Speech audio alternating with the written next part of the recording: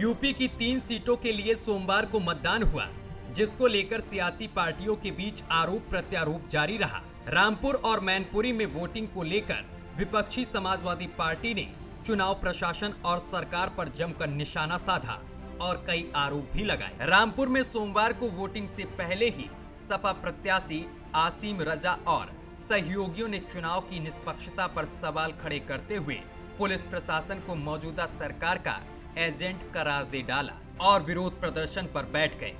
रामपुर के चुनाव की निष्पक्षता पर सवाल उठे हुए हैं। जब से रामपुर का चुनाव शुरू हुआ तो हमने एडमिनिस्ट्रेशन से भी ये कहा, चुनाव आयोग को भी हमने लिखकर भेजा है, ऑब्जर्वर से भी हम ये कह रहे हैं कि रामपुर का चुनाव निष्पक्ष और भयमुक्त माहौल में होना चाहिए। लेकिन रामपुर की पुलिस जो कार्यशैली अपना रही है वो भारतीय जनता पार्टी के एजेंट के तौर पर काम कर रही है। आज़ादी के बाद से आज तक रामपुर की असेंबली सीट 37 विधानसभा कभी भारतीय जनता पार्टी नहीं जीत सकी है। लेकिन अब प्रशासन अपनी ताकत के बल पर ये सीट छीन कर भारतीय जनता पार्टी को गिफ्ट करना चाह रहा है। तो सुना आपने, सपा प्रत्याशी असीम रजा ने मतदान और नतीजे आने से पहले ही प्रशासन पर बड़े आरोप लगा दिए हैं।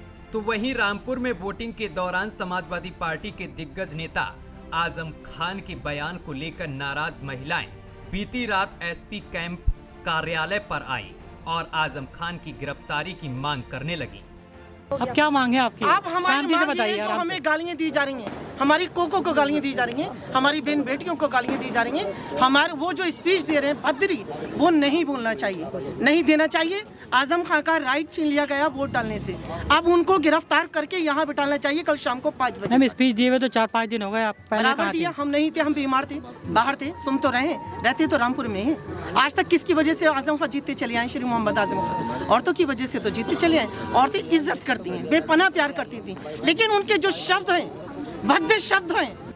आजम खान के महिलाओं पर दिए गए बयान पर ही पूर्व मंत्री नवाब काजिम अली खान ने भी पलटवार किया और कहा कि रामपुर में आजम खान के राजनीतिक करियर को उनके बेटे अब्दुल्ला आजम ने ही बर्बाद किया है। घर का भेदी लंका ढाए वाली कहानी हुई है। अब्दुल्ला आजम की एक जिद की वजह से आजम खान का राजनीतिक करियर बर्बाद हुआ है। बता दें कि नवाब काजिम अली खान ने ही अब्दुल्ला आजम के 2 जन्म प्रमाण पत्रों की 2017 के विधानसभा चुनावों के दौरान शिकायत की थी और जिसके चलते अब्दुल्ला आजम का 2017 का चुनाव हाई कोर्ट ने रद्द कर दिया था। अब्दुल्ला आजम के 2 जन्म प्रमाण पत्रों का केस अभी भी अदालत में चल रहा है।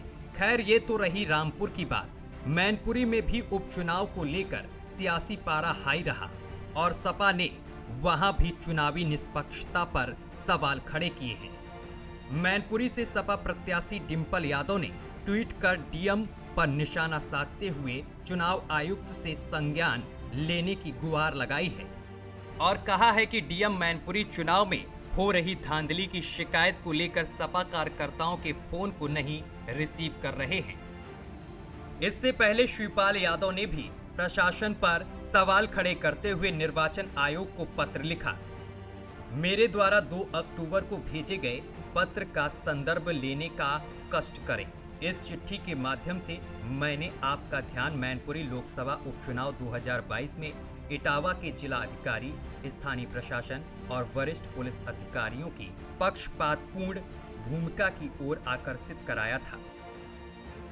बहरहाल, मतदान और नतीजों से पहले ही समाजवादी पार्टी ने चुनावी निष्पक्षता को लेकर बड़े सवाल खड़े कर दिए हैं, जिससे साफ जाहिर होता है कि नतीजों के बाद अगर समाजवादी पार्टी के पक्ष में परिणाम नहीं आते हैं तो प्रशासनिक रवैये को लेकर एक बार फिर राजनीतिक पार्टियों में रार जरूर छिड़ सकती है।